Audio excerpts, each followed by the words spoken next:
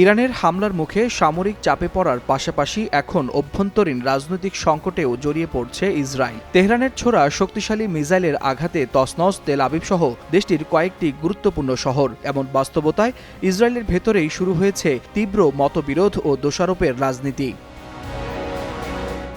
ইসরায়েলের বিরোধী দলীয় নেতা ইয়ার লাপিদ সরাসরি প্রধানমন্ত্রী বেঞ্জামিন নেতানিয়াহুর নেতৃত্বের সমালোচনা করেছেন। তার অভিযোগ, নেতানিয়াহু কোনো কার্যকর কৌশলগত সমাধান দিতে ব্যর্থ হয়েছেন। লাপিদ বলেন, নেতানিয়াহু এখনও ইরান ও লেবাননের বিরুদ্ধে যুদ্ধের পক্ষে অবস্থান নিলেও বাস্তবতা হলো তিনি পরিস্থিতি সামাল দিতে পারছেন না। তার ভাষায়, নেতানিয়াহু প্রায় মধ্যপ্রাচ্যকে বদলে দিয়েছেন। রাজনৈতিক বিশ্লেষকরা বলছেন, লাপিদের এই দাবির ভিতরেই লুকিয়ে আছে ইরান ইসরায়েল যুদ্ধে নিজেদের ব্যর্থতার স্বীকারোক্তি। ইসরায়েলের এই বিরোধী নেতা বলেন, ২০২৩ সালের ৭ অক্টোবরের আগে যেমন লেবাননের সশস্ত্র গোষ্ঠী রকেট হামলা চালাতো, এখনও সেই চিত্র অপরিবর্তিত।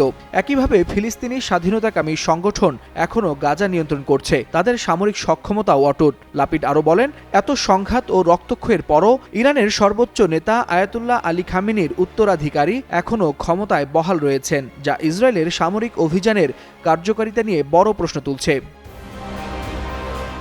ইসরায়েলি বিরোধী নেতার এসব অভিযোগে স্পষ্ট হয়ে উঠেছে, ইরানের মিসাইল হামলার চাপের মধ্যে দেশটির ভিতরে বাড়ছে রাজনৈতিক দ্বন্দ্ব।